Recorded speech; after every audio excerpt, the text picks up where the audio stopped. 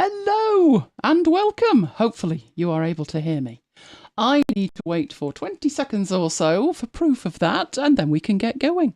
So hello if you are with me live in the chat. Great to see you all. So many of you chatting away there. Northern Lights seems to be the topic for tonight. Never seen them myself. I would think we live far enough north, but maybe not. Right, I am told you can hear me. Fantastic. So let's get on with tonight's session, which is Planner Pages for Students in Affinity Publisher, part of our series. So hopefully everything's moving. If there are any issues, let me know in the chat. Other than that, we will get going. Okay. If you don't know me, I'm Elaine Giles, long-time computer trainer, podcast host and YouTuber. I work on macOS, iOS and Windows with all types of apps, but particularly Affinity Designer, Publisher, Photo, also Scrivener and Office, and even Creative Cloud at times. Right, let's make sure we're all watching in the best possible quality, which is 1080p. So we are broadcasting in 1080p. Make sure you are watching in 1080p. There is a cog in the lower right of the video. Choose the one with the red flash in there and we're good to go. It's near the like button and we like the like button. It's also quite close to the subscribe button. And if you subscribe, then it makes sure that you miss nothing down the line. Right, tonight's session will work if you are on a Mac, on Windows, and I actually think tonight it all might work if you're on iOS, because we've got no data merge. So I haven't got the iOS logo, but fingers crossed it might work if you're on that. This is part of our Planner Pages collective that we've been running for quite a while. So we started off with creating Planner Pages. We then added digital interactivity to them. We then did a data merge, and that was for daily planner pages. We needed to do a separate one for weekly planner pages, which we've now done in 3 different ways, I think. So the links for all of these you will find in the description below the video.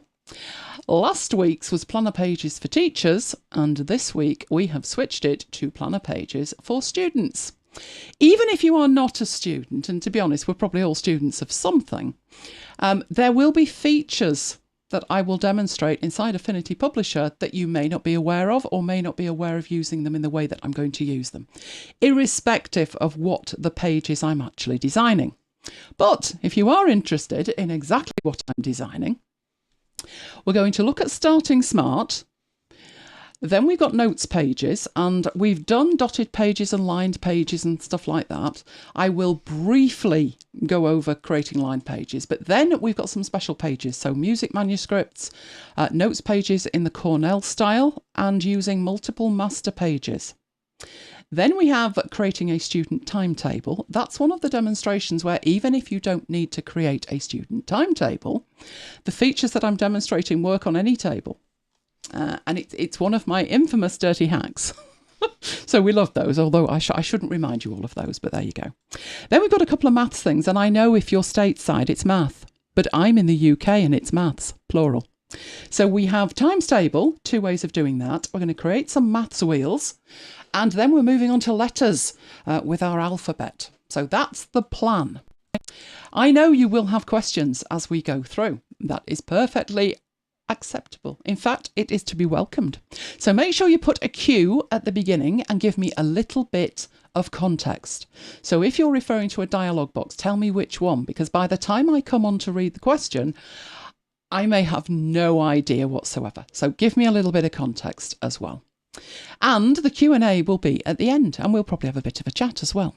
But put them in any time you think of them. My assistant, who is ably dealing with them, will interrupt me if there's something absolutely critical that we can't possibly move on with until we've seen it and we've got an answer. So, planner pages. Well, first of all, I'm going to do something quite different, which isn't a demo. I'm going to talk about starting smart, which is basically cheat. So if you find something, obviously from a stock site that allows you to use it, and it's perfect, then don't reinvent the wheel. So we'll post these in and they'll be in the description as well. But you can get full weekly planners that are absolutely perfect for students and education, completely free. Now, sometimes they are for personal use only. Sometimes you are able to use them for commercial use. So if you are creating planners, Sometimes you are able to use that, but check the licensing. But basically when I say start smart is if you just don't have the time, have a range of places that you can go and get inspiration or get started quickly. So that one was from Free Pick. You would need to take out the text on it, but once you've done that, you could reuse that in lots of different ways. There's also sites like Calendarpedia where it's simply stunning. They are calendars for education, for lots of different situations, available in formats that work in lots of applications. There are financial years, split years, school calendars, academic calendars, 2 years calendar, you name it, there are calendars. They're also split by geography as well. And as you go down, you get a preview of each one. Now, why am I talking about these when one of the applications that is not listed is Affinity Publisher? But if it's in Word format, you can copy and paste. So it's a great starting point. I will have a demonstration later, which is this is the quick way to do it, and this is the right way to do it. And there's nothing wrong with a quick way if you are in a rush. If you need to edit things in the future or you are making planners to sell, then doing it correctly is the right way. But if you are in a rush, then these kind of half done for you is a great starting place. So there's lots and lots in there to have a look at. And even if you just like the layout, you can then replicate it and put it in an Affinity Publisher format. There is also just assets. These assets are welcome back to school assets from none other than Adobe. You do need a free Adobe account, and what will happen with them is you will click a button on the page and they will download into your free Adobe storage. So yes, Adobe do give you certain things for free. There are layouts, there are timetables, and there are even like clip arts that you could use again in any other type of planner. So starting smart means building up a collection of assets that you can use in various situations. So obviously in this situation, it would be educational stuff, but whatever planner pages you are designing, build up your own collection and get going quickly with it.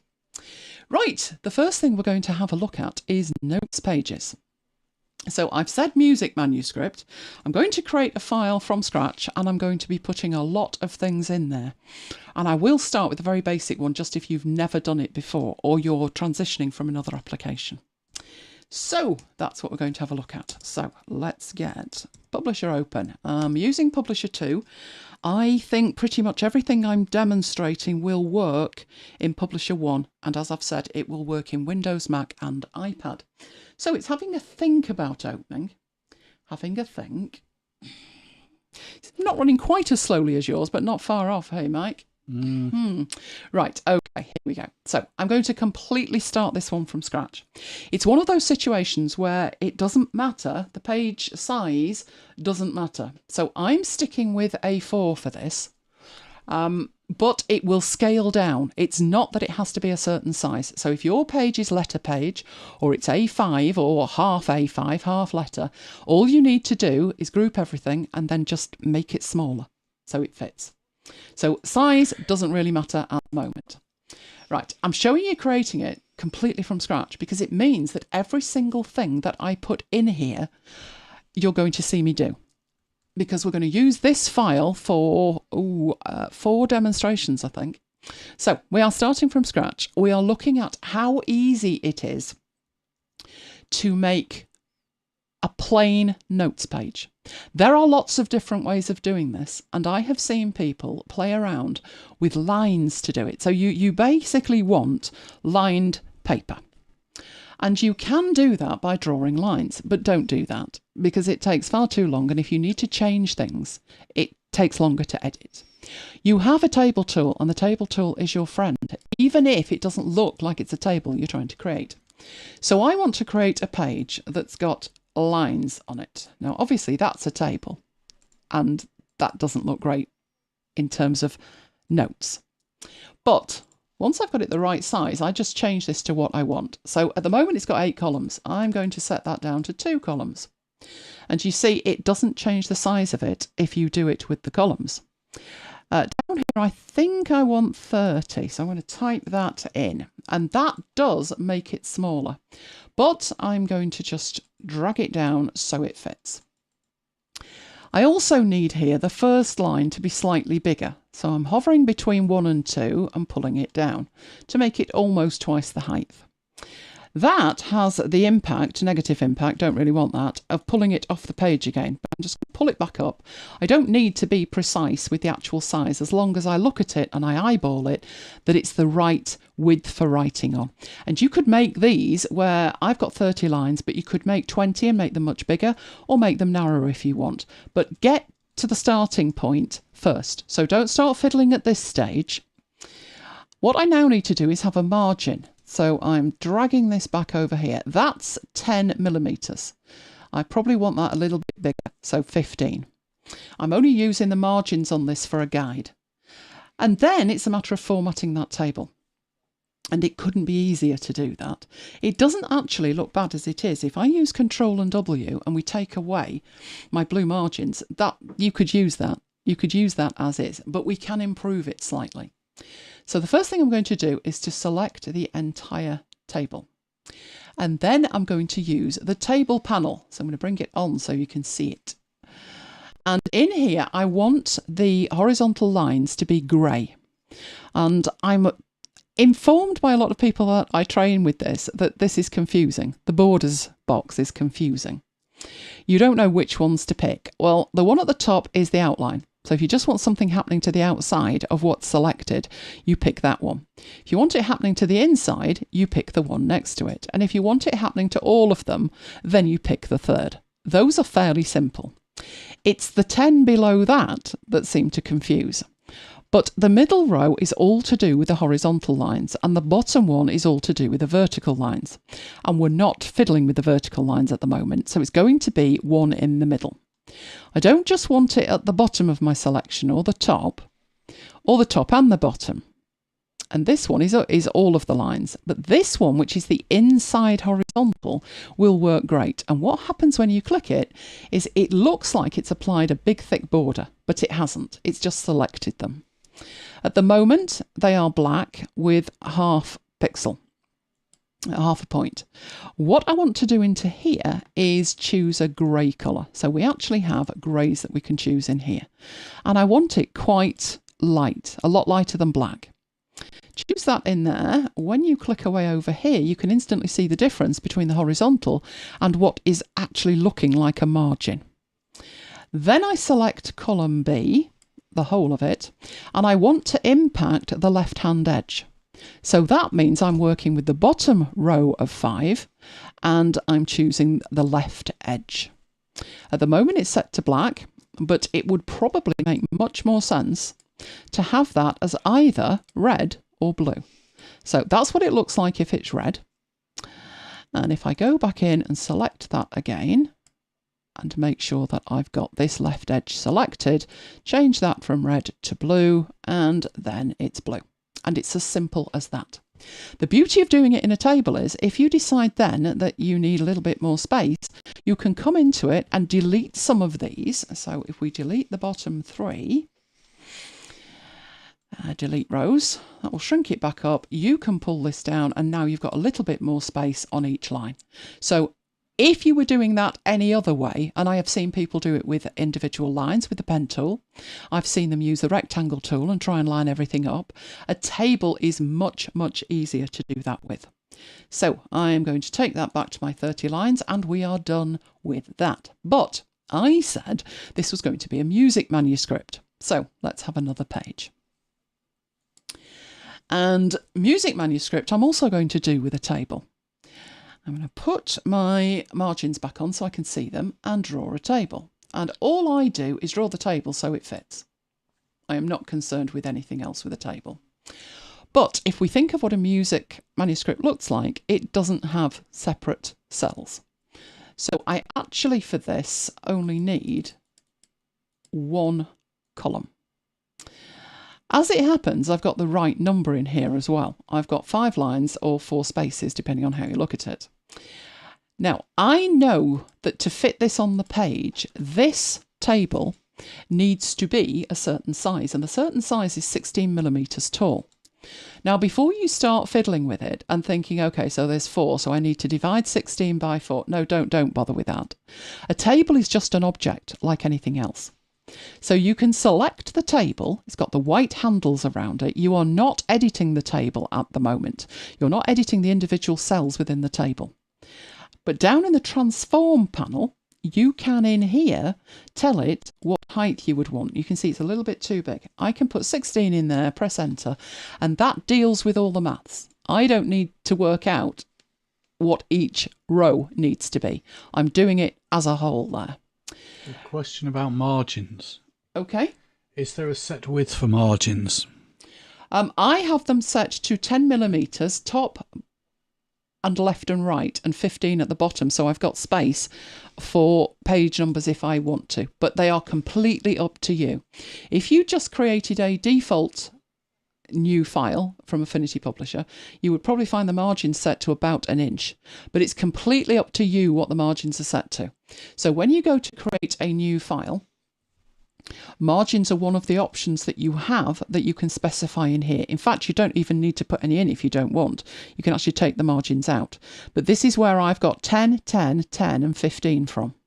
If you look at like a standard A4, because this is something I've created, I've put that in print, but it's something I've created that. But the standard one, if we go into there, you can see is 1 inch, 1 inch, 1 inch and 30 mil. So 25 millimeters is 1 inch and 30 millimeters is fractionally bigger than 1 inch. I don't think it calculates correctly, but that's what you've got. I've added this preset because this is the one I use a lot for demonstrations. The other thing that I've done with this is you can see there's a heart next to each one of these, and I have actually clicked on that, and it means that if I click the heart at the top, it will filter for all of the things that I use frequently. For demonstration purposes, I have that off, but when I'm actually working, I have that turned on. So hopefully that explains that. Anything else I can deal with right now? No. Okay, so I will cancel that and come out of it.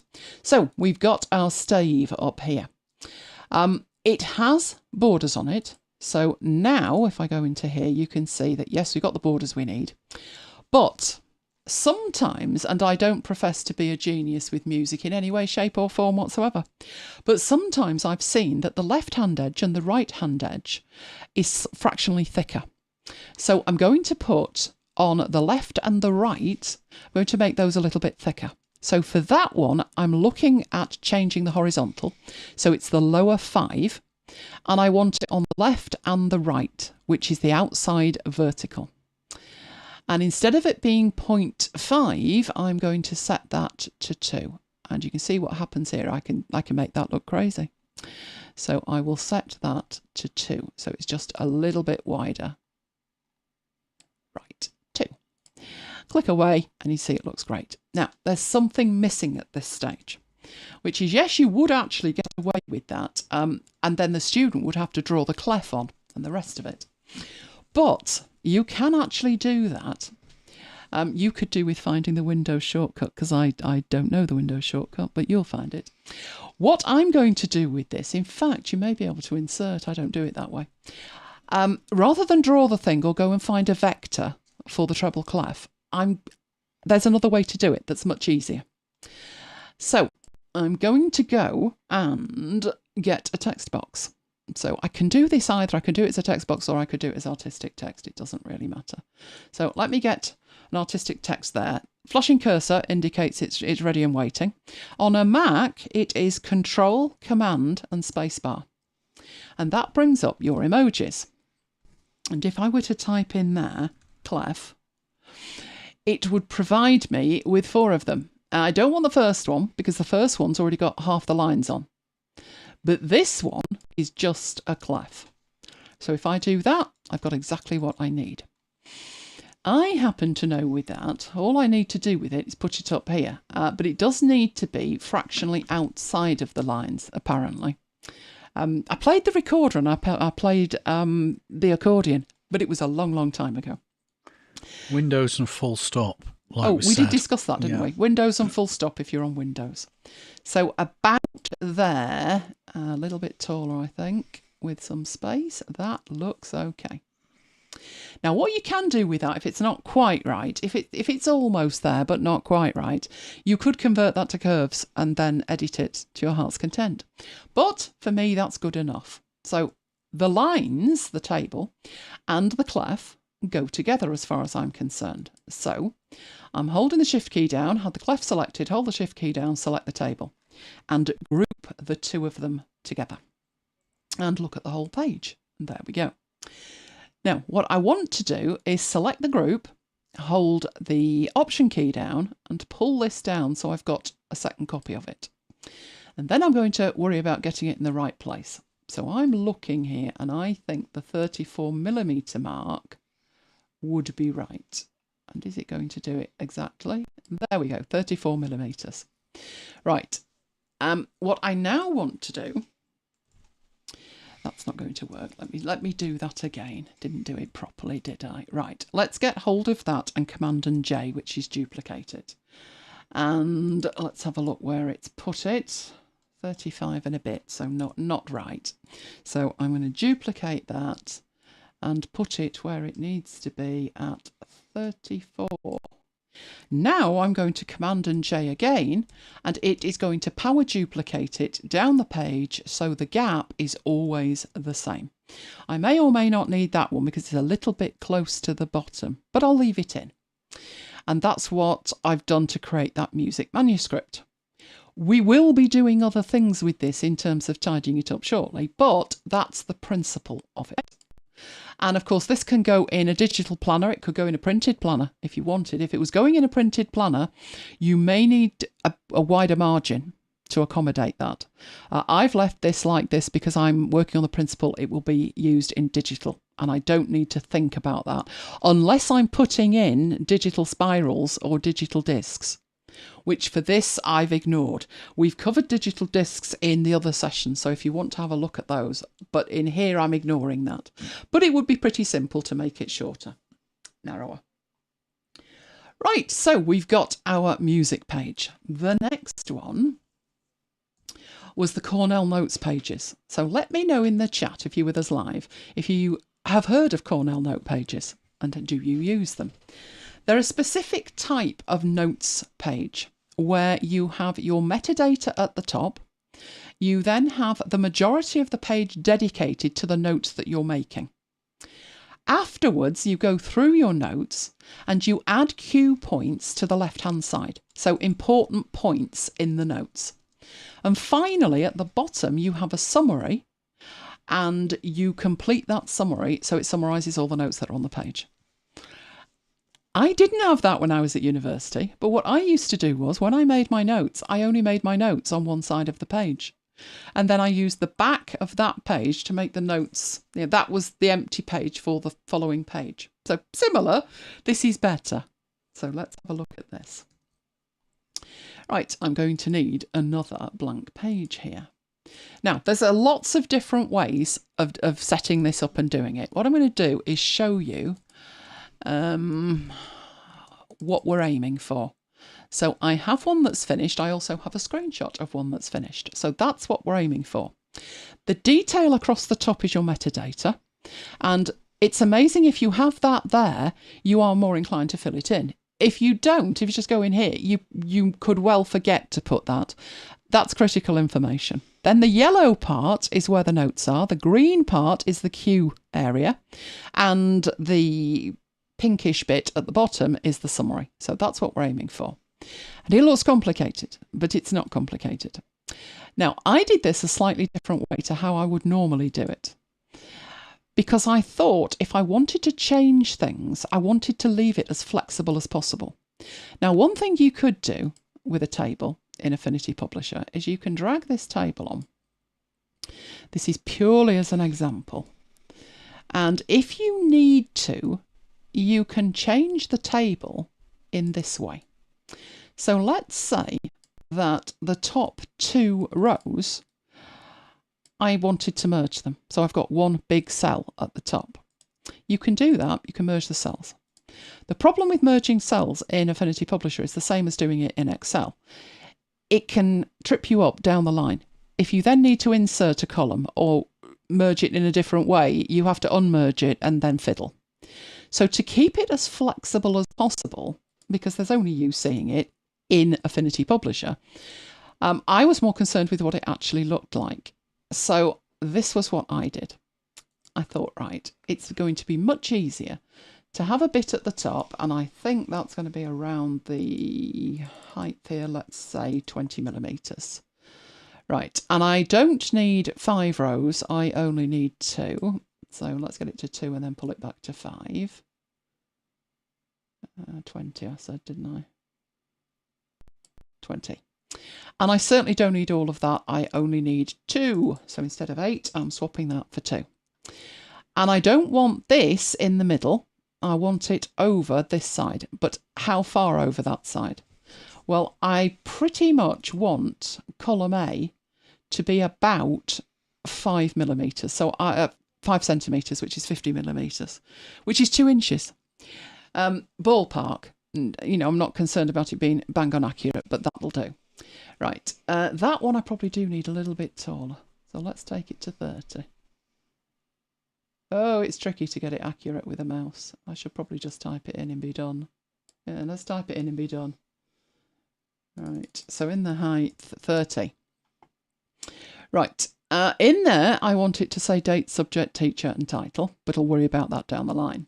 The next bit I've got here is the cue on the left-hand side and the notes on the right-hand side.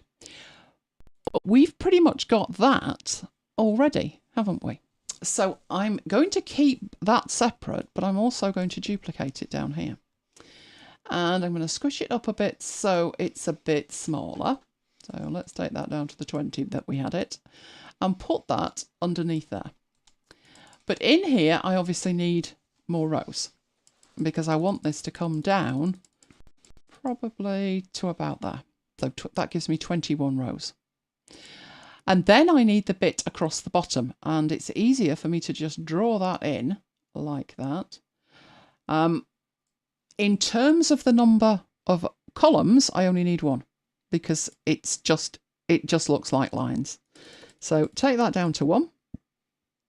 And I definitely do not need that many there because it's far too tiny. So I would take those down. Probably, what have I got in the other one? About 6, I think. Let's add 1 back. And stretch it to fit. Like that. Now I need to worry about the formatting of it. But because it's separate tables, at least the top one's separate from the middle one and the bottom one, that means in my table here, I've got a choice. I can either do a fill frame, so in my frame at the very top I can put a fill in it, or I can put the fill in each individual cell, and I prefer to do that. Now, at this stage, fill it with what colour? I could do with some nice colours. And what I've got in here, not particularly fantastic. So what I have is a palette that I can bring in. So I'm going to bring that in at this point. I've demonstrated before that you can use Adobe Swatch Exchange files. These are colour palettes that you can just load in. If you have a choice, and for industry compatibility, Adobe Swatch Exchange files are where it's at. But if you have a choice between an Adobe Swatch Exchange file and an Affinity palette, which is not just for publisher, it could be for designer or photo, go for the Affinity palette one because it will bring more in. And what I mean by that is, so I've got 2 in there, the colours are identical. But what I'm going to do is I'm going to bring the first one in. So I'm going up to here and down to import palette. I will bring it in as a document palette. And then I will go and pick it up. So there's the Swatch Exchange palette. And open that. And it loads them in. There's the problem. The palette, which already had a name, you saw that, Planner Pages, is now untitled. Worse still, all of the colours inside it are untitled. They were not untitled when I made that palette, I can assure you. But that's what happens when you bring it in. So, not particularly fantastic. You can use them, but not perfect. We go back, and this time we import as a document palette. the Affinity palette file and open that, you can see it comes in with a name and it comes in with all of the colours named as well. Since I've brought it in as a document palette, I can do one more thing which future me will thank past me for doing, which is these colours are all very well as they are, but they're not global colours. Global colours are incredibly useful if you then decide the blue is the wrong shade, or more likely your client decides the blue is the wrong shade. You can edit the colour in the palette and everything in your artwork updates. But these are not global colours because they're just brought in as is because they came from a swatch file originally, an Adobe swatch file. So what I'm going to do is right click on each one and just say make global. Now, if you're trying to do what you're seeing me doing now and make global's not an option, then it's not a document palette. So make sure it's a document palette first, and I'm just making each and every one of them global. Fantastic. Now all I need to do is format these. So the top one here was blue. So in the stroke and fill, I'm going for a fill in there. I am going to choose my planner pages blue. Then I've got this column over here, which was green. So again, going for the fill. Planner pages green. This one over here was the lemon, very pale yellow. So let's apply that. And this one down here was the deep red one. So going into there, choosing that, fill, and that one there. And we've got the colours. We are getting there.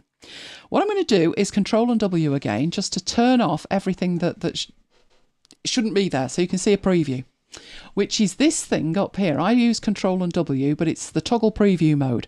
I am toggling that on and off, so get rid of that margin. And that looks pretty good. I've got some text missing though. In here, I had it saying date. In that one, I had subject. And then in A2, I had tutor or teacher. So put that in. And in this one here, I had a title for whatever the piece of work was. And yeah, it's okay, but it's not perfect because it's just too tight to the borders. So to select that, this is another reason it's easier to keep the table separate.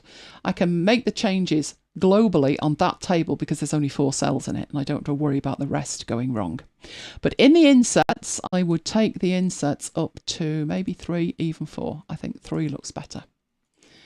And with them selected, I can also make them a little bit better font. I like Avenir, and make them bold. And we have a Cornell notes page. So we got any questions about that are pressing? Do. I thought we might have. Renee, one question. Renee says, can the lines and table elements be saved as assets? They can. Yes, they can. But you wouldn't need to do that. We are going to come on to that right now. You wouldn't need to do that, but you could if you wanted to. So if you were making different kind of Cornell notes pages, then yes, absolutely. Particularly like this one, yes, that might make sense, but I think there's a better way. So we will have a look at the better way. I probably need to save this file because if it crashes, oh no, that's not going to be good. So let's go into there, and this is our notes pages. So let's save that as notes pages. It'll turn into more than that, but right now it's notes pages. Okay, so we're next going to look at nested master pages. And like I've said, it doesn't matter if this is planner pages for students or anybody else. The principles are the principles. But particularly if you are creating planner pages or planners and you are selling them as KDP or something like that, this is going to be important. A very good feature. So let's go and have a look at that. So at the moment, what we've done is we've got one master page because we started this file from scratch. We've just got the one master page and it's blank. So let's get rid of that. But we do have this notes page, and we have our manuscript, and we have our Cornell page. So yes, we've created these. We could have created them in the same file. We could have created them in separate files. But ultimately, if you are making a digital planner, it's going to make much more sense to have these files in the same file. these pages need to be available in the same file. So actually, Renee's half right in terms of you can make them assets if you want to, and then you can just drag them in. But certain elements would be better as multiple pages, because if I make this an asset and then I decide I want 10 pages with it, I've got to insert 10 blank pages and then drag and drop the asset onto 10 pages. But I don't need to do that if it's a master page. So I would go into the master pages. I don't actually think we need a blank one, but we might do down the line. So I'm going to go into Spread Properties, Label, and instead of Master A, we'll just have that as blank. So if we do want a blank one, that's a good start. Then I'm going to add another master page, and I'm going to call this one Lined, and OK. And what I'm going to do is go to this page, which has got the table on it, just cut the table off it and put it on the master page.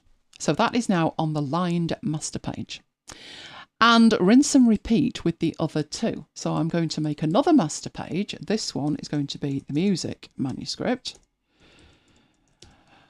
Oh, I knew I was going to spell that wrong. It doesn't have an I there, does it? Oh dear, dear, dear. Right, same principle, go in here. Now this time I didn't group all of these, I just grouped the first one and the clef. So for this one, it might make sense to group them. There's no harm grouping them, is there?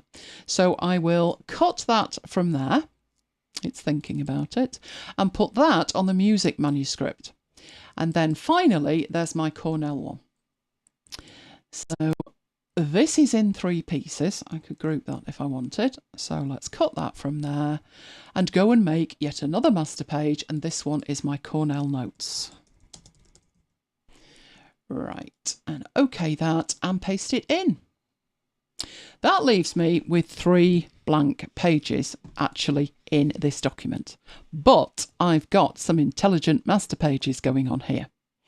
So let's say the first page that we wanted in here was some lined paper. I can drag and drop the master page onto the individual page, and now I have a lined page. And if I decide that I want 10 of those, then I can just insert extra pages. So let's say in here I want another 2 that are lined. So I want to insert it after page 1. And for the master page, I don't want it to be blank. I want another 2 lined pages. And click OK. And that has the benefit of adding that automatically. So similar to Renee's idea for the assets, but a little bit better, because if you decide you want to put something on here like a watermark, or you think that blue's too pasty, then you go back to the master and grab column B, and instead of it being blue, you change that to red. It changes on the master, but it also changes on all of the others. That would not be the case with an asset, unless you made the asset a symbol in Affinity Designer and Studio linked it. If you have no idea what that means, just ignore that. This is the better way to do it. Just make a master page with it. So what we're doing now is using the master pages that we've created to build up a planner that you could then export as PDF and sell. So we've got 3 lined pages in it. Let's have a few music pages and a couple of Cornell pages. So I need to put in some extra pages. So let's say we want another 3 pages after page 5, and I want them to be music manuscript pages, and OK. And it puts those in for us as well. So we've got 2 blanks, 4 and 5, and then we've got our 3 music pages. If I decide that these ones here, I'd like 4 to be a notes page and 5 to be a music manuscript, I can quickly do that by just dragging and dropping whatever master page I want onto the page. Right, that just leaves us some Cornell pages. So we'll add here 4 Cornell pages after page 8 and just say, yeah, these are going to be Cornell notes pages. And they are pushed in. And what we're doing is building up the planner that we want, or that we're going to put available for sale in the document. So in essence, what you're doing is not going in and making one page, you're building up a planner creation kit using master pages. If there are elements like graphics that you just want, like an ink spot or something, or a watermark that you want to throw on, they're great to have those as assets. You could use those images, the ones that are free from Adobe, and have those as assets and just drag and drop them wherever you want. But this section was using multiple masters, and we've not used multiple masters yet. So the Cornell one is slightly different because the Cornell one is color-coded to start with. But let's go back to our notes page. While it's got a red margin, or blue if we prefer, doesn't matter, it doesn't have any background colour to it, and neither does this one. So it'd be nice if we had different colours pages available, and we can do that. Now, there's a few ways to do it. I'm going to show you a particular way that works for me. So I'm going to add a master, another master, and this one is going to be a yellow master. I'm just going to hit OK on that. I'll do another master and I'll make this one green. So going in, just type in green. Not doing anything else with it at all at the moment. Now, you could, there's lots of different ways of getting green on there. But depending on, to give yourself ultimate flexibility, what I do is just put a shape on it and make it whatever colour it is. And this one needs to be green. And then I lock that. Simple as that. So there's my green page and there's my yellow page. Now I've already got the shape that I need that's green. So I may as well copy it and go into the yellow one and paste it and make that yellow. Now bear in mind here, the yellow and the green, the specific colours, are available from my Planner Pages palette, but they're also global. So if I get a message back that yellow's hideous, it doesn't show up on whatever device, you can change it and everything updates. That's the beauty of it. But what we actually want is we want a white notes page, a lemon notes page, and a green notes page. Right, so this one here. If I drag the yellow onto here, I then get a yellow page, which is grand, but not what I want. Because when you drag and drop, the default behaviour is that it replaces it. But you can stack masters on individual pages. So this is halfway there, it's got the yellow background, but what I'd actually like is the yellow background and the table, the lined table.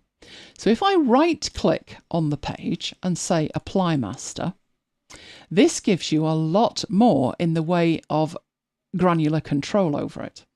So what master do you want to apply? Oh, well, I want the lined one. And it's saying to specific pages, which yes, 2, but this is the key. Replace existing. No, I don't want you to replace existing. I want to apply both master pages to this page. So I'll take the tick out of replace and say OK, and now I've got 2 masters applied. To prove that point, if you look at your layers, the green flash is telling you that they are master pages. You can see they have the name of the master page, yellow and lined. Inside the lined, you have the table, which is the lines, and inside the yellow, you have the rectangle, which is the coloured background. And all you would need to do is the same thing with the rest of them. So this one here, we want that to be green. So right click and apply a master. It's not the blank one, it's the green one. We want it on the specified pages, which is 3. Don't want to replace it, want it as well, and OK. But that didn't work. OK, that didn't work for a reason. The only thing that's wrong with it is the stacking order. If you remember what we did with the first one, when we applied the yellow, it de-applied the lines. But this one, we applied it as well. So all that's happened is over here is put the green on top of the lined. And we need that the other way round. And we can do that from this page. We don't need to fiddle with the masters to do anything with that. You have a stacking order over here, and all you're doing is putting the colour behind the table. Simple as that. And it's rinse and repeat for anything else. So the yellow one, I'm going to duplicate the master, which will give me yellow 2 in here. I am going to then go to the spread properties, change the label to blue, like that. Double click on it to make it active, and there is my rectangle, and I just need to make the rectangle blue. And then on this page here, so I'm now on a page, not a master page, click on there, apply a master. I'll choose the blue one, and I want it on 4, don't want to replace it. Brings it in on top, I just need to move it to the back. Change the stocking order. Okay, now same principle applies with these manuscript pages, the music manuscript. It doesn't matter whether it's the lined one or whatever. If I drag and drop the colour, it will replace it. But if I right click and apply master, and this one is my music manuscript, I don't want you to replace it, I want you to put it on top of what's there, then what we can do is have different coloured manuscript pages. So I'm going into this one, I'm going to apply a master to that, I'll choose the green one, don't want to replace it, okay, but it's put it on top and I need to drag it to the back, and it's as simple as that. Now obviously you don't need to do it with the Cornell one, but any of the others that you want a different colour, that is a great way to do it. And to prove the point in terms of, if you don't like the green, if you go in and you edit the fill and you choose a completely different green, it gets updated on all of them. So it's updated this one because it's updated the green one in here, which is at the bottom. So they get updated. Everything gets updated. You made a mistake, just undo that. And it takes it back to the very pale green that we had. So it's a case of remembering, when you start, you'll go in and you'll create a standard page and you'll put your design on it. But what you need to create is a design kit and move those things into the master pages and create assets where it's relevant.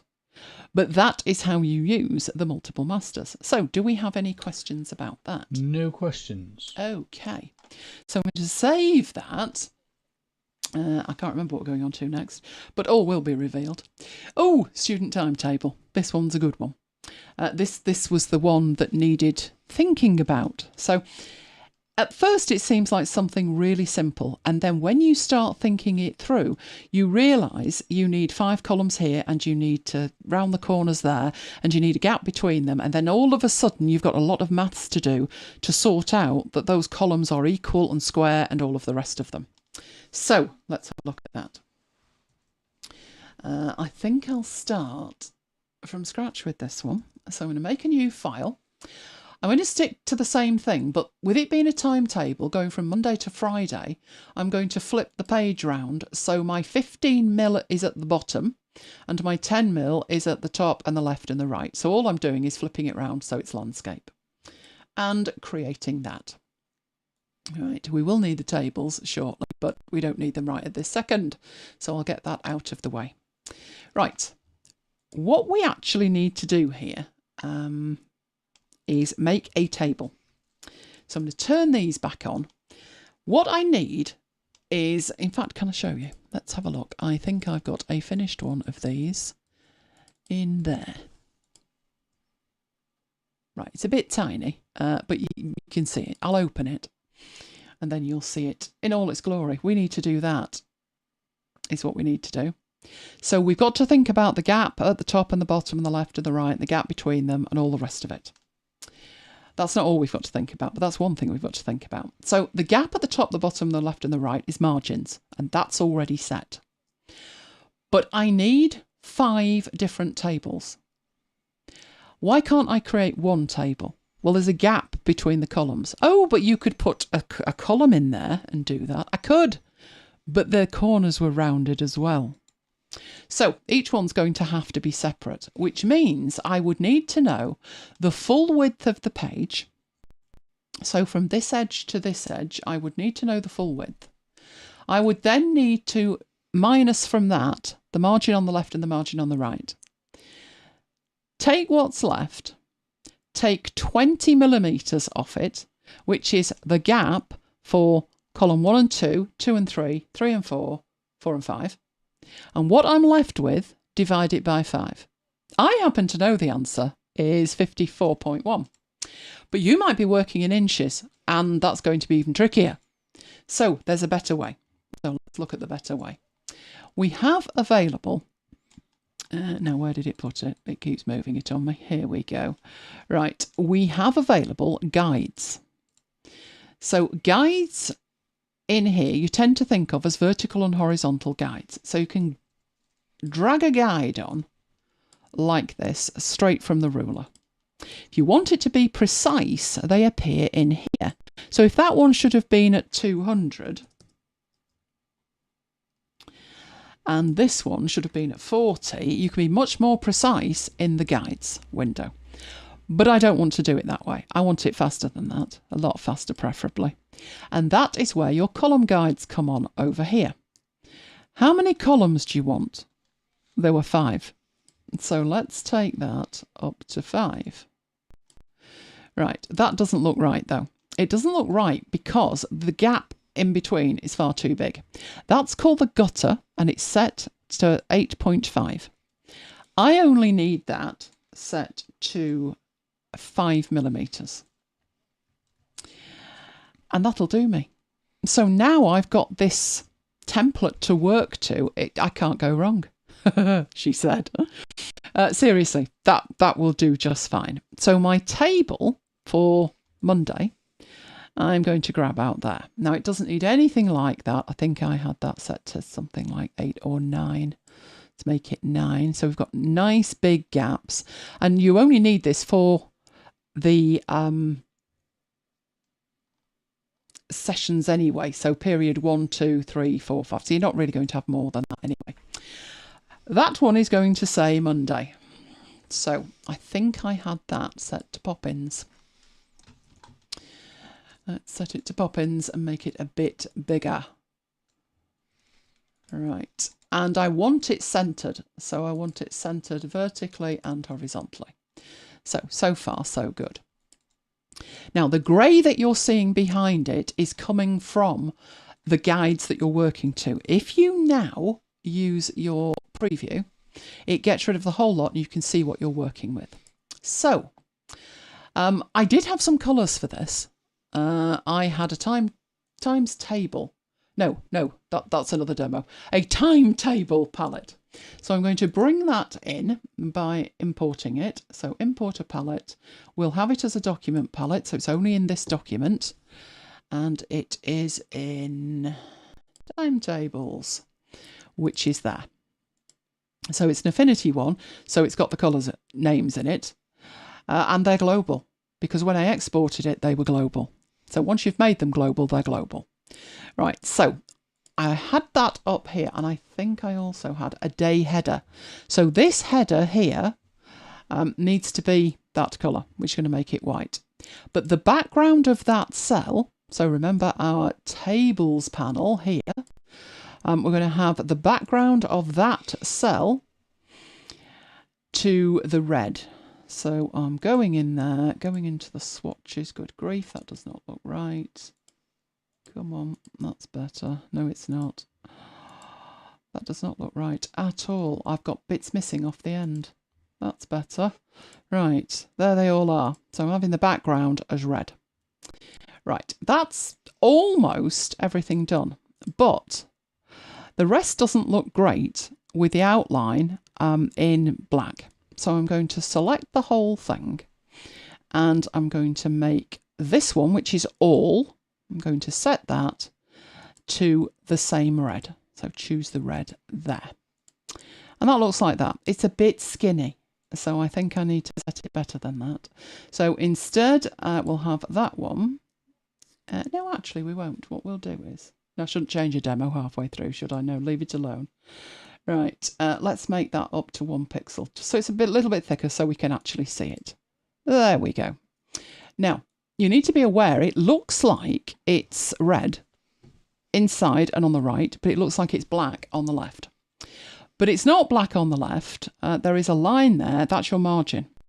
So if you turn that off, everything looks the right colour and it matches. Fantastic. But we do not have rounded corners. And we wanted rounded corners. Right, we have very few options, to be honest. I assumed it would be an option. It's not. We do, however, have Studio Link. And if we Studio Linked into Affinity Designer, we have a couple of options. We have a corner rounding tool, and we have some options at the top. Let's not waste any time. Doesn't work. It works on shapes. It does not work on tables. So that was a nice idea, but it's not going to work. So what do we do instead? And it's actually a lot easier than you would think. So I'm going to turn this back on, and I'm going to get a rounded rectangle. And I'm going to draw out a rounded rectangle next to it. I'm doing it next to it because each of these blocks is the right size. So I don't want the corners that rounded. I probably want it like that. And what I'm going to do, I'll fill that with white so we can actually see it. So it is actually there, believe it or not, it's there. So I'm going to put that over the top of that. And then I need to put that inside it. Why are you not moving? Don't do that. And now it's got rounded corners. However, we've acquired a problem that you may or may not be aware of at this stage.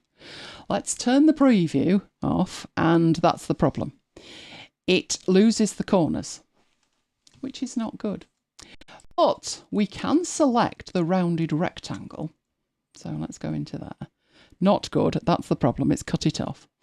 But if we select the rounded rectangle and we get a stroke on that. So at the moment it's saying it's black, but we haven't got anything applied. So we'll apply it. And if you remember, we set it to 1. Now it matches. Obviously it's the wrong colour, but the size is right. But if we whip back into the colours and make that red, we now have the corners added back by adding it to the rectangle, not the table. But the table is inside the rectangle, which means the corners have gone. All the things we have to do, hey? Why can't we just have rounded corners? Just set a corner rounding. That would be fantastic. But we can't do that. But that's how you do it. Right, at this stage, that is probably a good thing to add as an asset, because you're going to drag and drop it or duplicate it for the rest of these. So I am going to take that and take it over there for the other days. Now this means that I don't have to manually create the table and manually size anything, and formatting it is pretty straightforward. Now, even though the table is inside the rectangle, doesn't mean that you can't just double click and get into it. So we can change that to Tuesday. You can do. And then obviously I am going to need to format these in the right colours. So let me get the days right first. And finally Friday. We all love Friday. Right. So I need to make a few changes. So first of all, I'm going to double click in and click on the 1 so I've got the cell selected at the top. Then what I need to do, so I'm bringing this in, you can see the fill, instead of it being red, it's going to be orange. The rest of this, so now I need to select the whole thing.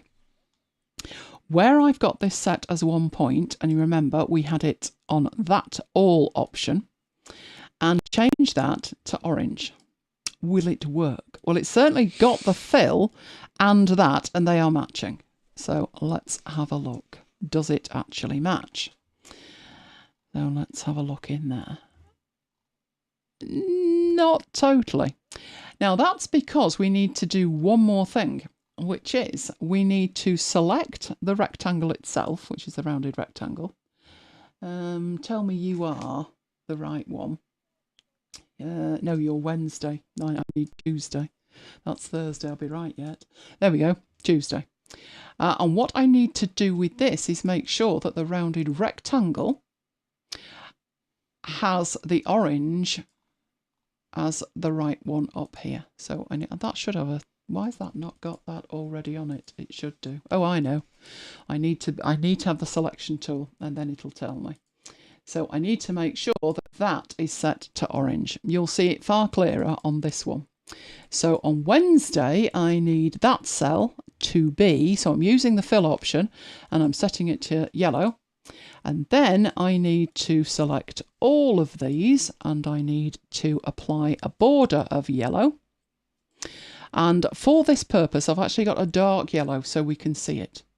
So I've applied the dark yellow and there we go. So I need to see down here that this is right. And you can see it's not, because this colour is coming from the rectangle, not the table. The rectangle is sat on the top of it. So make sure that you have the rounded rectangle for Wednesday and set the colour of its border to dark yellow. And that will solve the problem. Thursday was green. So these colours I've already got over here. So I'm choosing the fill for the table cell as green. I am then selecting the rest. I am choosing all, and instead of red, I'm applying green. And the final thing to get rid of that red is to make sure that you've got Thursday's rounded rectangle and the select tool, and where that is red, you need to change that to green. And that will do that. And Friday is blue. So going in there, choosing the first cell, changing the fill to blue, selecting all the cells and making the border blue.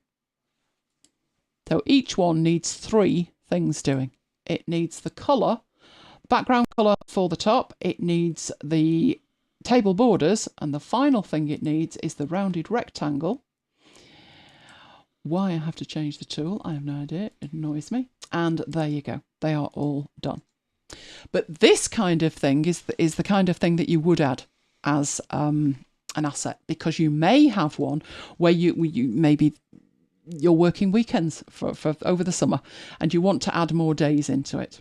Now, if you do want to add more days in, or you just want a notes column here, particularly if you're using this as a double spread, then you don't want Wednesday split down the middle, do you?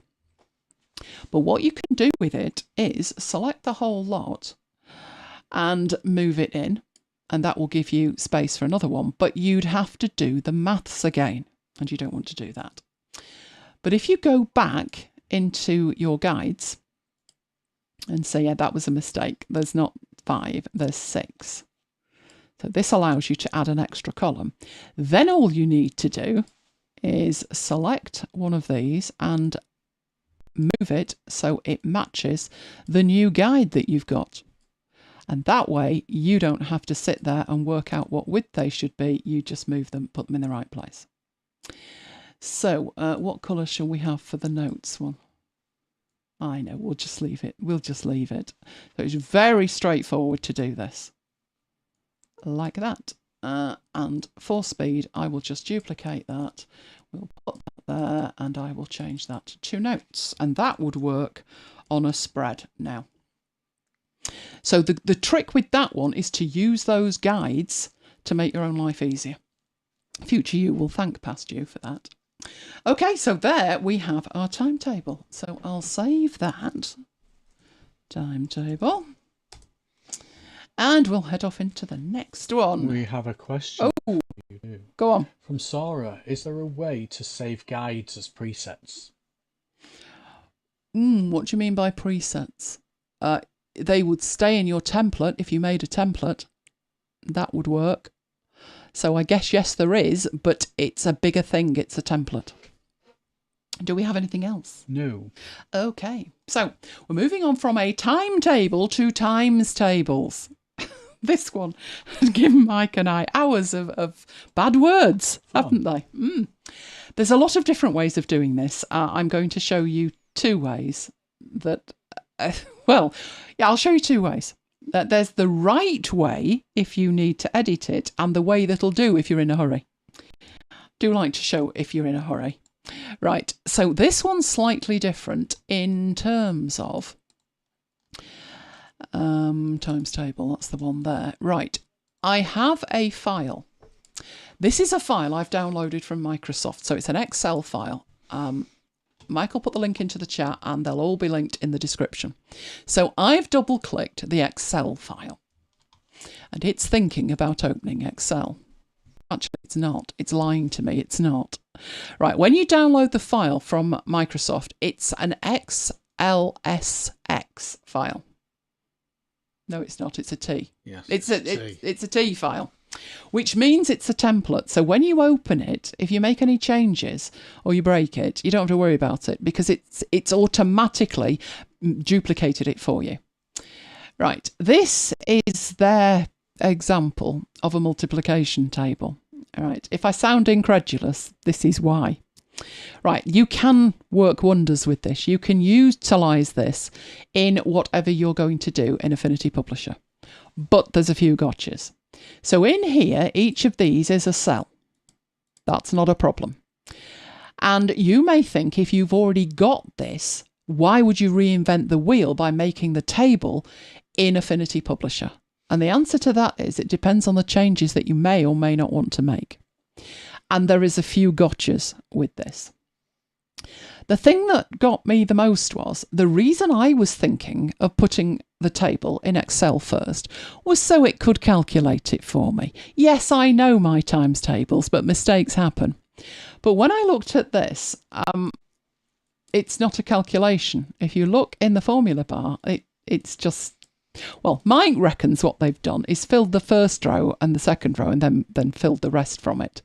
I was hoping it would have proper calculations in it. But when we actually sat and contemplated that, you would need to know quite a bit about Excel to get it to do that correctly. You would either need to completely understand absolute and relative cell references, because you would need part absolutes, or you'd need to know snazzy new features like dynamic arrays, which maybe explains why they've done that. But if you've got this, it's a great starting point. And you can take this from here and take it straight into Affinity Publisher. But there's a couple of gotchas. I'll show you the wrong way, which is the majority of this way is correct, but there's one thing that I haven't done that will break it down the line. And you will probably do exactly the same thing. So I've selected the area that contains the part I want to take into Affinity Publisher. I then go to File, and I go to Print Area, Set Print Area. And what that does is ignore the rest of the spreadsheet. It isn't going to print out 5 pages and half of them are blank. It's just going to print that bit there. I don't even want it to print it. I want it to print it to PDF. On a Mac, you do that through File Print and you choose PDF at the bottom. On Windows, you can have a PDF printer set up, and there's probably many other ways as well. If you've got Adobe Acrobat installed, the proper one, the full thing that costs an arm and a leg, you could use that. But I'm just going to use the system level thing of saving as a PDF. So it is going to save that as a PDF. I will put it in the root of there, but we'll say times table, so we know what it is. That will create that file. I'm going to leave that alone because it's not going to work properly. So I'm going to explain what's wrong with it. So I'm opening up the PDF. So this is going to open up in Acrobat. On my system, it could open up in Preview or whatever you use. And that's what it looks like. So it's a little bit bigger than I wanted, but I can deal with that. That's what it looks like. Now, you can take any PDF and you can place it inside an Affinity Publisher file. So I'm going to get a new file here. I'm going to do this one vertical and put this at the bottom. So same page size I've been using. It doesn't matter because everything is scalable. I am dragging and dropping that PDF in the file and it brings it in. What I'm going to do is crop that. So I definitely don't need that much space at the top. And I don't need that much space at the bottom either. So actually cut into the green bit there and on that side, and on this side. And all I'm actually cropping out is blank space. And I am left with an object that I can put down here. And obviously I've got a little bit of a gap on the left and right, but it's PDF, so it's vector. If it's vector, it's scalable. So it wouldn't look ludicrous even if I went large. So it's in there. Looks fine, doesn't it? What could possibly go wrong? Well, I looked at it and I thought, it's not bad, but I could do with this blue, this like very deep petrol greeny blue. I could do that a little bit lighter or brighter, especially for young children. Now, this that we've put in, what we've got over here now, it's telling you it's an embedded document, this is a PDF. And this symbol means that you've cropped. So there's a mask on it as well. And there's the rectangle inside that is acting as the mask. So I want to make some changes to this. So if I double click on it, it opens it up. And here's the problem. Document contains missing fonts. Cambria bold. And what has happened, and I actually haven't done anything yet, I've just said I want to edit it. I've not actually edited it. But you can see that the 0 is missing off the 10 because it's replaced the font. This has got a huge gap between it that can't be closed. And all of this row of numbers is now not lined up. And so you may think, I've got these things from Microsoft, but they don't work. You can make them work. But that is the problem that you may face. So let's come out of there. Not going to worry about that one. I'm going to delete that one. What you need to do is go back to Excel.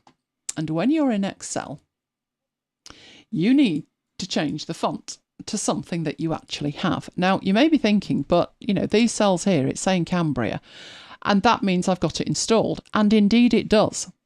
But it's a Microsoft font, and you can only use it in the Microsoft apps. Now, Affinity do exactly the same thing. There is a thing called an Affinity font, and you can only use it in Affinity.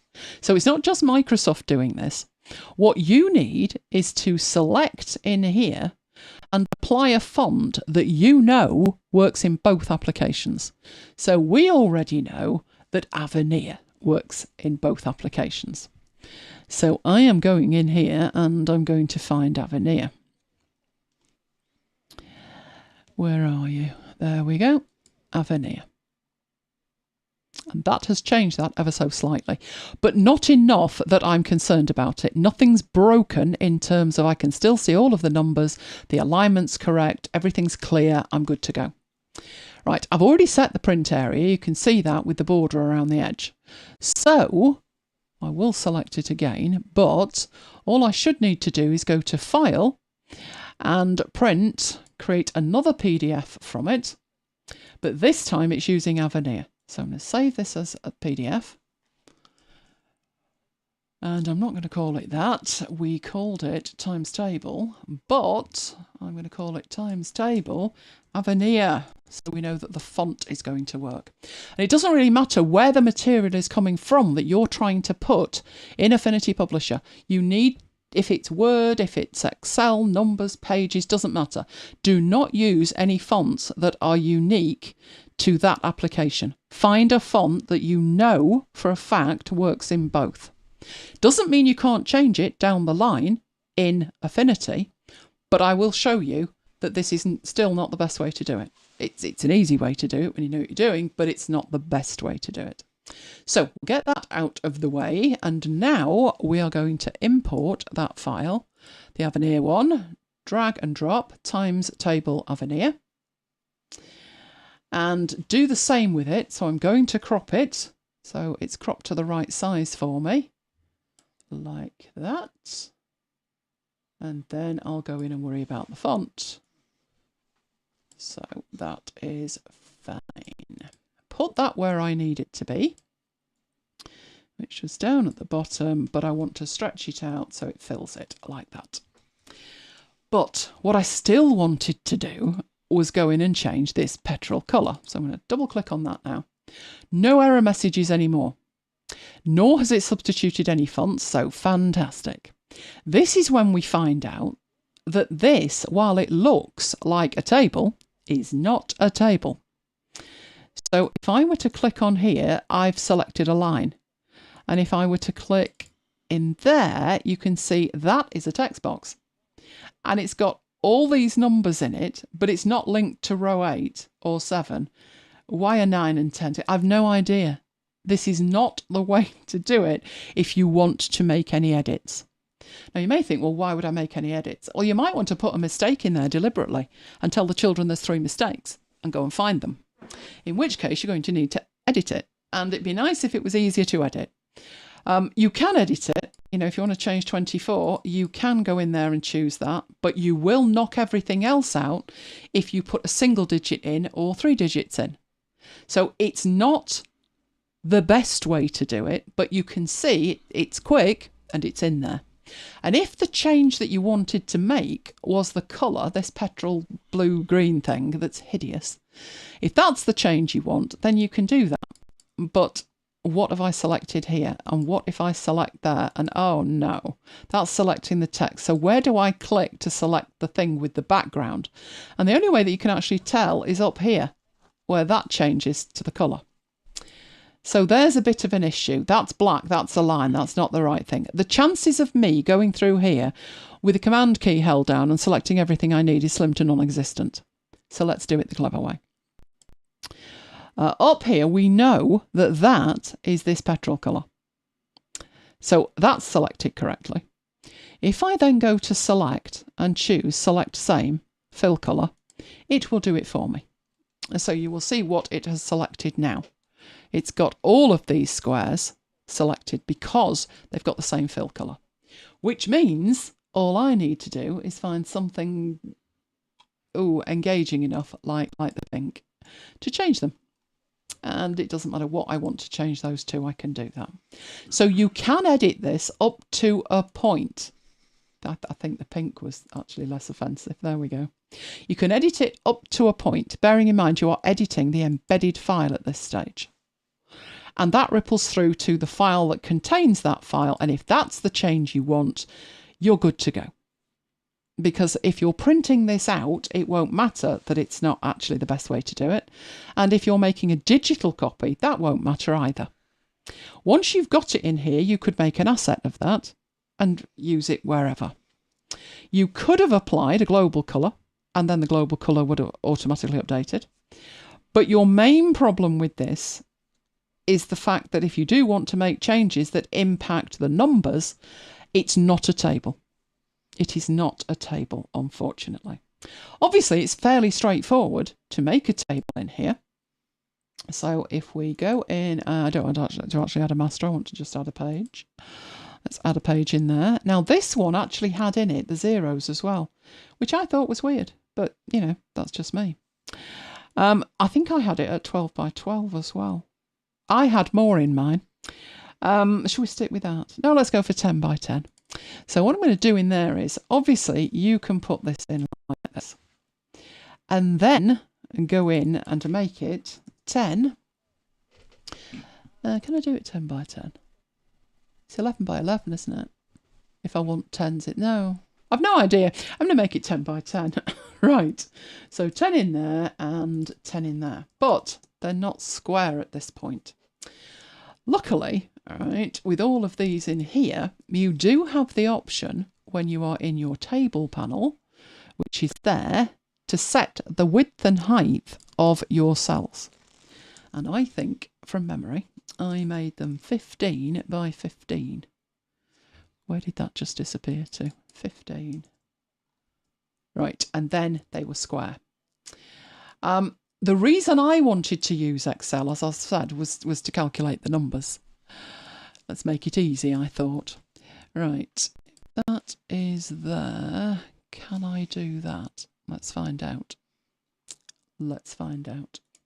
Right, so I'm going to see if this works. If it does, that's going to be grand. Oh, it does. Fantastic. Right, now I'll show you what I did. Okay. Right, in here, what I've done is I've left out the zeros. That seems nonsensical to me. So I've selected from 100 at this end to 1 at that end. And I've copied them. Now, in Excel, it is a table. I know there's a technical term for a table, but as far as I'm concerned, those numbers are in separate cells. So it's a table.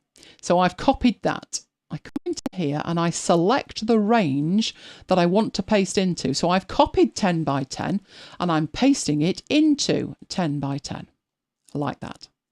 When I do, for reasons best known to itself, it adds an extra row that we don't need. So the first thing we do is delete that.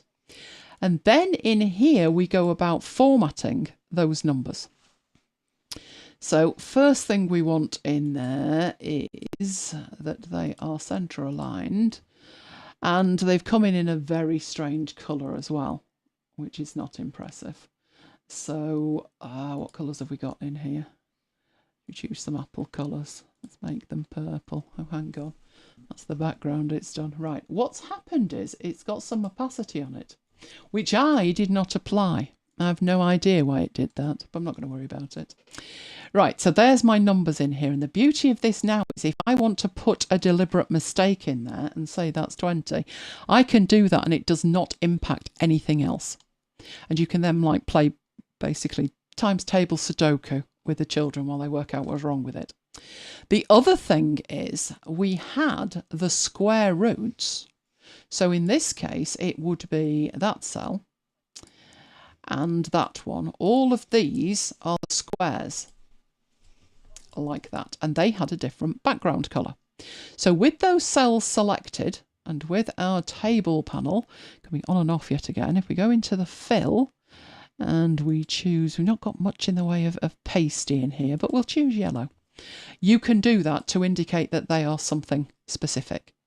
You could also in here, so I'm selecting those by dragging up, and then I'm holding the command key down and I'm selecting across, and that's called a non-contiguous selection.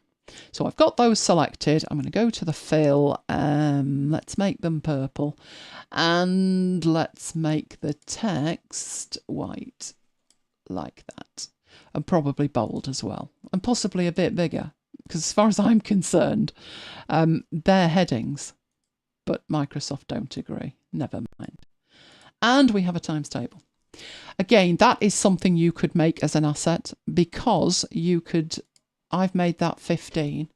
If I hold the shift key down, you can see that the text isn't changing, but if you hold the outside one, it does. So you wouldn't even have to reformat the text in that regard.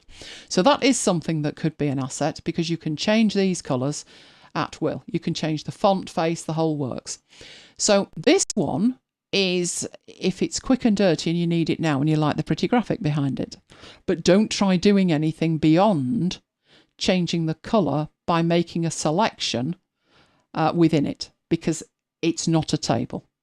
You would be there all day, which is why this is better, but you'd have to have the source file to copy and paste the numbers from, and there's a little bit more work in it. So do we have any questions about that? We don't. Oh, are you all boggled by it? Okay, right. Let's go into the next one then. Maths wheel. This is just fun. This is just fun, but we're sticking with maths. So let's go in. I'll show you what a maths wheel is, and then I will show you how to create it. Right, where are we here? Maths wheels. Right, there is a maths wheel. So what it is, it has the 1, 2, 3 all the way in the middle. And on the outside, it has the results of whatever number. This is the 5 times table. So it's 5. 1 times 5 is 5. 2 times 5 is 10. 3 times 5 is 15. Right.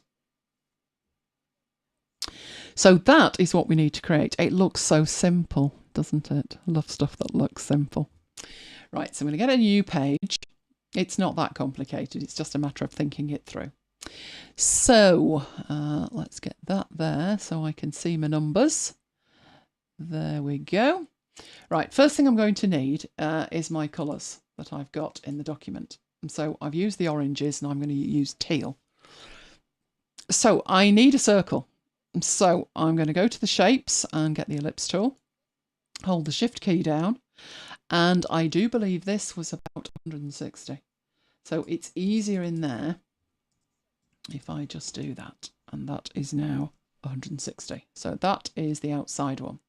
So I'm centering it.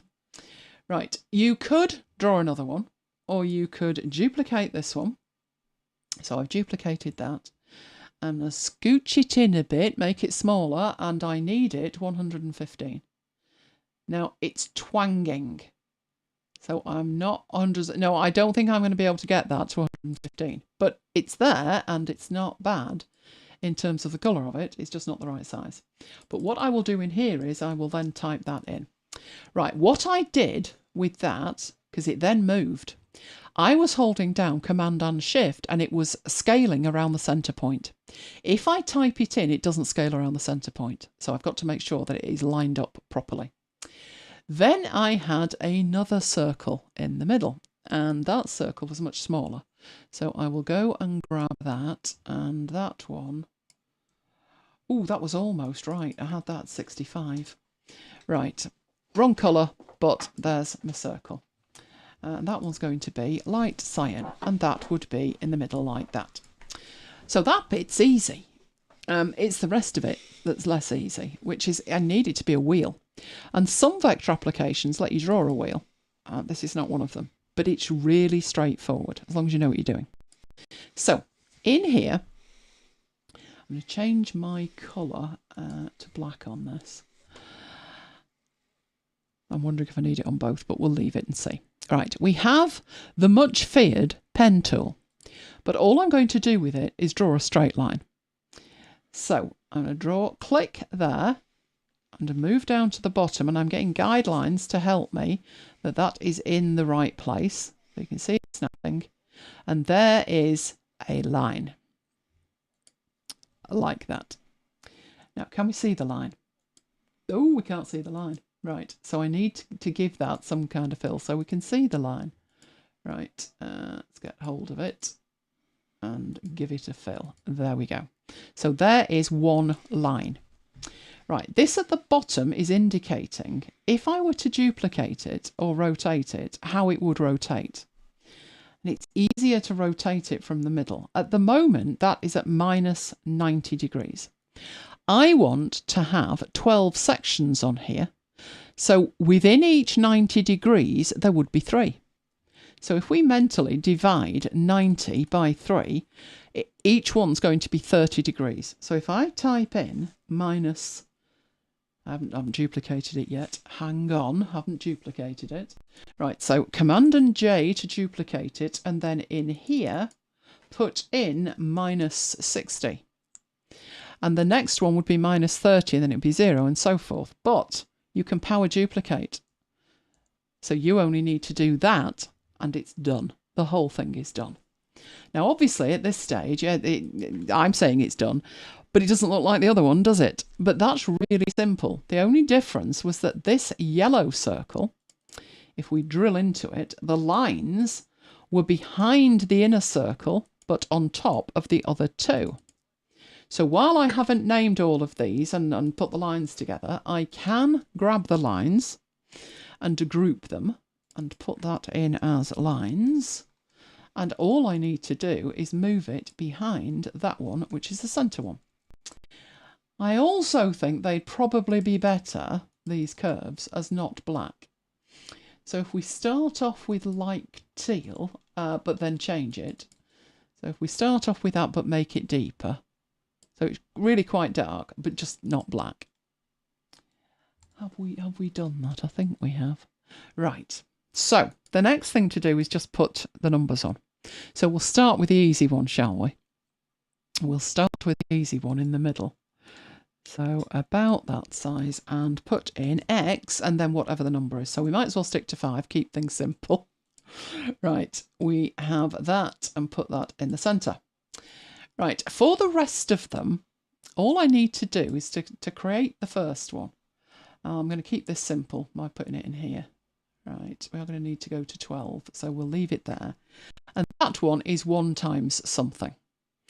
So that one is 38 points at the moment. So I'm going to grab hold of that, make sure it's centre aligned, which it is, and then put it where I want to put it, which is about there. I'm not going to worry too much. and holding the Option key down, just drag it and make copies of it where it needs to be. So I'm not particularly going to worry about this. Obviously, I would take more time if I was doing it for real, but for demonstration purposes, it's fine. Right, just keep doing that till I've got them in the right place. Then, of course, I need to go into them and I need to put the right number. Now, I've done the inner ring first because this is something, again, that you could make into an asset, because you could reuse this for any number of them. Once you've got them set up, I'd also make assets of all the individual ones, so the 5 times table and so forth. The 6, the 7. Did you struggle with any, Mike? I don't think I did. I love maths. 13.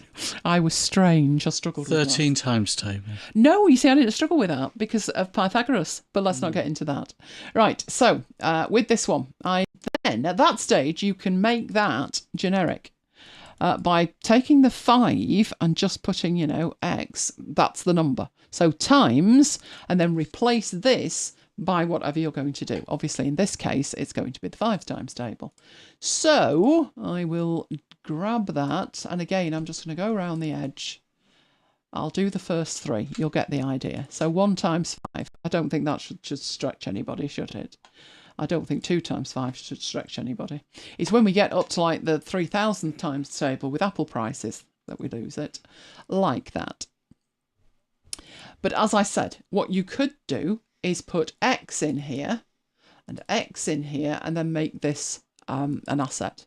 But that's simple. So power duplicate is your friend there to get the lines in. And also I've seen people try and do this by taking a line from the top to the middle and then power duplicating it all the way around. You can do that, but if you think logically, you'd have half the work because these line up. They line up because there's 12 and 60, 360 divides by 12 nicely, but some of them wouldn't. In those cases, you wouldn't be able to do it the way I've done it. But power duplicate is so simple. So I was playing around with it like a spirograph. I need locking up. Right, what I did with it was I made a line and I made sure it was going round the middle. So in the middle. And then I duplicated it, and then I did the minus thing. So I think I did minus 60. Then I power duplicated it, but I didn't stop there. I just carried on. And it started power duplicating around it, as you can see. So I've actually got loads there. So I did it on an offset and then did some spirograph work. I know, I shouldn't leave it alone. But there we go. We have a maths wheel. Right, what did we have after the maths wheel? I think we're on to the last one. The last one's cool. Right. No, let's not do that. Let's do that. Yes, the alphabet and letters. This one's great fun, but there's a gotcha. And I'll explain what the gotcha is. Right. So, letters. I will show you the finished thing. Right. This could be either a book or it could work in a planner. It just depends how you want it to work. So, I've done it as learn letters. In here, we have a table of contents. And then we have A is for apple and B is for ball and so forth. All the way through to Z is for zebra or zebra. Right. And it looks so easy, doesn't it? You'd like to think so. Okay, what I've done in the master pages is there's 2. There is a blank master page because these pages here don't particularly need anything. I'm just putting an image in them. They certainly don't need the other master page, which is X is for X. So you would need to make 2 changes to your master page when you apply it. You'd need to change the letter and you'd need to change the explanation or the description at the bottom, the example. So I'm going to add in some extras and show you how to actually do that. So, and all of this was done in Affinity Publisher. None of these images came from anywhere else. They are from the stock in Affinity Publisher. So what I'm going to do is add 2 pages. So add 2 pages, and they need to go in after page 3. And the rationale for that is I'm going to put them before the apple and the ball. The master page is set to blank, but obviously I need these set to letter, so I'm going to set them to the letter and OK. And what happens is there is our table of contents, and the next thing down are the 2 pages that we've just added in. So in here, what we've got over here, we have letter on the left and letter on the right. These are the master pages. The master pages themselves contain 2 things: text, which is the example at the bottom, and a letter. So I'm going to go for A is for apple and B is for ball. Don't over confuse me at this time of night.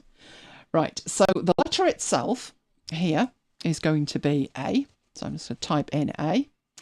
And this down here is A is for apple. Come out of there, let me in here. Right, so I'm going to put A is for apple in the bottom. Right, both of those are coming from the master page. You can see that in here. They've got the green on them. I'm going to do exactly the same on this side. So that one is B is going to be for ball. And down there I will put that B is going to be for ball. And then I need to go and find those images. So I have the stock panel and I set it to Pixabay, but you've also got Pexels. So Pixabay was fine for this. So I typed in apple and went and searched, and the first one that came up was absolutely perfect. It was perfect because obviously I need an image in here. It's no good if the image is landscape. It could really do with working portrait. So I dragged and dropped the apple image in, and it was a little bit big. So it was actually hanging off, and I thought I want to get the most of the apples in there. So I thought I'll scale it so it's almost just hanging off there. So it's not quite as tight as the A. There's a little bit more of it. And obviously I need it constraining to the A. And my A is here. There's my letter. So normally if I drag this in here, that's what it does, but you'll see nothing is happening. Doesn't work. It doesn't work because this is on the master. So yes, I can change the text and I can change the letter, but there's no way that you're constraining that to the A without first clicking on the master. So it says letter, and if you remember in the pages, my master was called letter. So that's what I've got here. And right click on it and then tell it what you want to edit. So normally you're editing the frame text or the frame content. You could edit the linked, or you could edit it detached. And I want to edit it detached. I do not want the apple to appear on every page, only on this page. That flashes up this at the top. You may have seen this in version 1, and if you did, it was orange. You've not gone crazy. It's now green. So now I'm only editing this part here. And I can now drag the letter, the image, into the letter, and it's constrained inside it. I can open that letter up, click on the image, and manipulate the image further if I want to. So I could move it, I could scale it. But when I've finished, I then click finished, and I'm no longer editing within that. Now I'm back to where I was.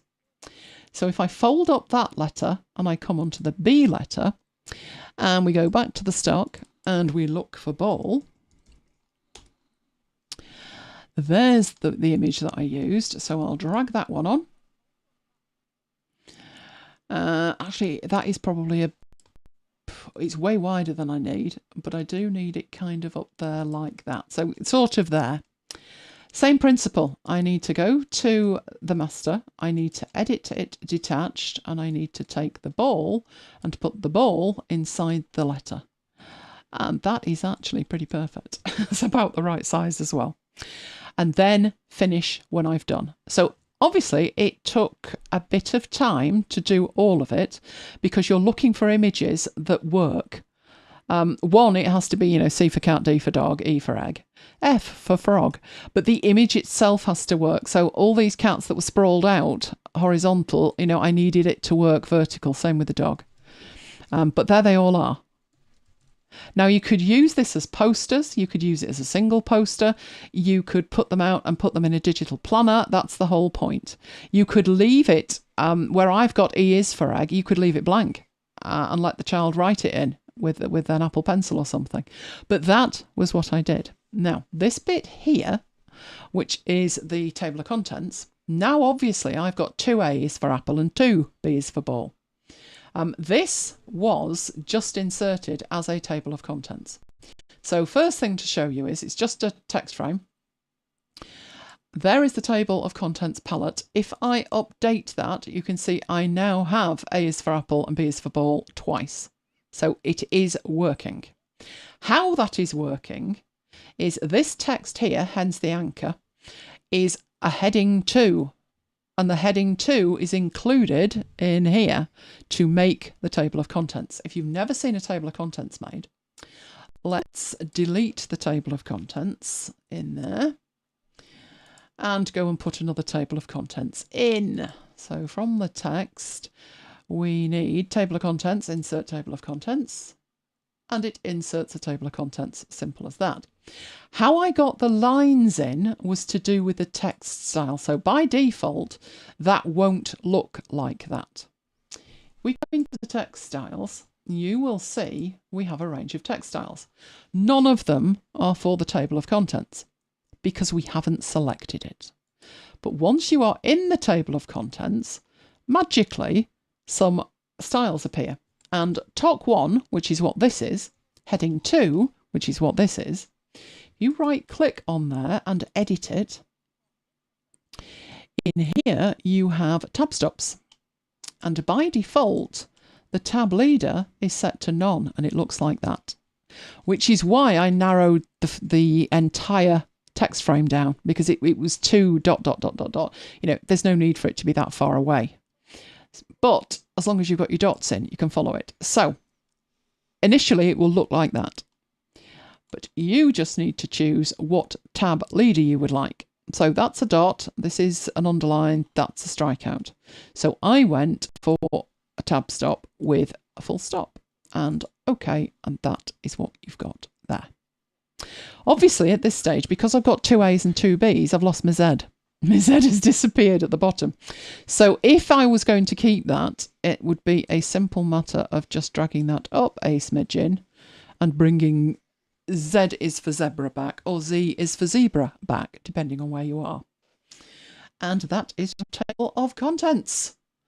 And I did actually go to town on this. I put the stuff at the end as well. So I put this in as like a double spread. Again, if you think of it being in a planner, you could choose white as your pen colour and then write out words. You'd ask the children to write extra words for each letter. Some proved more tricky than others. I had to resort to yak for Y. I wanted to put Yorkie, but that's a chocolate bar and that's probably not allowed these days. So I was fairly... With this, you would need to choose images that the child was likely... there's no point putting in like the Halon telescope or something, if they're 6 years of age. But apart from that, I think the majority of them, I think everybody would get. And that's the letters that I've got. So have you got any questions on that? Well, I've still got it on the screen. No, but Sarah says, will you be showing how to do chained words inside snakes and ropes in essays? It's for teaching foreign languages. The last letter of a word is the first letter of the next. The words are inside the body of a snake that's slithering, so it's in the shape of an S or several S's. Whoa, that sounds complicated. Send me an image of it and I will include it in a future session. Do we have anything else? No. Right, okay. So let's do a recap. We did the Start Smart, which is if there's something out there you can use legitimately, then do so. Also, build up your own collection.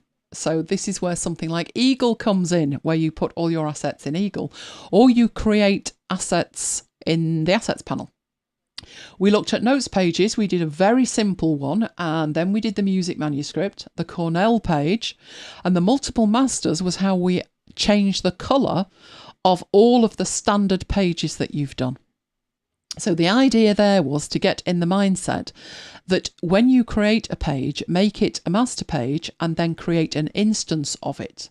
Once you have an instance of the page, you can then apply multiple masters, and you can apply as many as you like, to get the different colours, rather than create multiple masters, one for each type, in each colour. You don't need to go that far.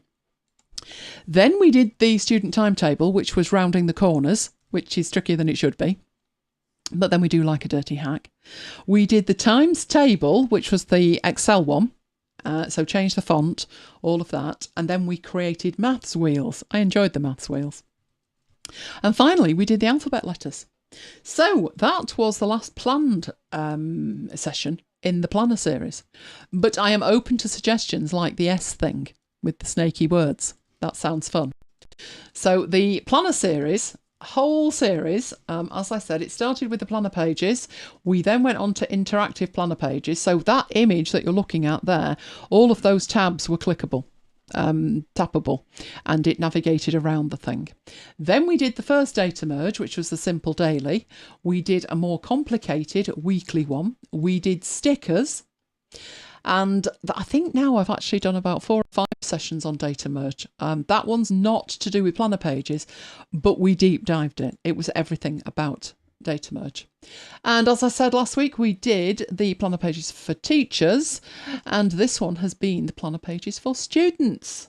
So we have everything available on demand at youtube.com/Elaine Giles or at Elaine Giles, which also works. There is the All Things Affinity playlist, which is everything. It's photo, designer, publisher, all the planner series, the whole thing. And there's also one that's just the publisher stuff. So if you're not interested in photo or designer, that is all the publisher stuff. If you subscribe to the channel, you will not miss anything that we do, either live sessions or videos. So hit the subscribe button. Thank you very much for being with us. There is a like button down there as well. I like it. Possibly a little bit more than YouTube do, but if you have learnt anything, enjoyed it, give it a like. There is my list, and on my list you will get first notification of all of the sessions that I do, and after the sessions you will get direct links to all of the individual demos individually. So that is elainegiles.com/VIP. And as promised, now time for the Q&A. So have we got anything left for the Q&A? No. Or have we dealt with it all? Dealt with them all. Oh, no. Oh, you must have some more questions, surely. Surely you've got more questions. Let's have a look in here. Right. So I need to check these S letter things. Yeah, Sarah says maybe you could just put text on a path. You can certainly put text on a path, and you can control the text on the path. Would that work? You might need multiple paths. I'm just thinking it through. That's something you'd really have to test. It's like the Excel thing. Oh, this is going to be so simple, thought I. All I need to do is copy it from Excel and paste it into Affinity Publisher. Yeah, 4 hours later. It's like, well, yeah, it will work, but... And there were so many gotchas. And then when Mike and I were talking about it, I said, you know, okay, I appreciate that I can look at those numbers and they're correct. But accidents happen, and I'd rather they were calculated, and then that took us down a different rabbit hole. So some things that look incredibly simple are ludicrously difficult, and other things that you don't even want to start because they look so complicated, they turn out to be easy. It's idiotic, but that's how it works. Right. Change the colour in Excel before making the PDF. Yep, you could do that. The point was to try and keep it as editable as possible for as long as possible. Because if I put something into Publisher, I don't want to reinvent that wheel. I don't want to have to go back and then be pulling it in from elsewhere again, because once I get it into Affinity, I needed to crop it for a start. And there were certain things that I just was not able to select. So if you did want the picture, or you found something from the Microsoft templates and you wanted to stick with that, then absolutely, but you would also have to remember to change the font and all of that. It was unnecessarily complicated as far as I was concerned. And the fact that they hadn't calculated the thing, I thought was ridiculous. I know they're probably showing a different feature, which is an autofill, but I still think somebody could make a mistake. Is this just me? Which way would you do it?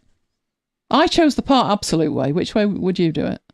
Dynamic erase. Yeah, so we would have used two totally different methods to the one that Microsoft used. I wouldn't have used dynamic erase because I would have no idea what to write. But my part absolute took me long enough, didn't it? The part absolute was complicated. Maybe we'll do a video about that. Who knows?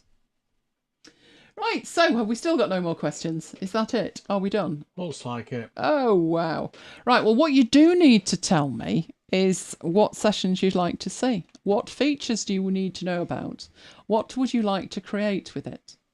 So you need to let me know things like this. And that includes you silent majority out there who are either watching on catch-up or are being very quiet. We know you're there.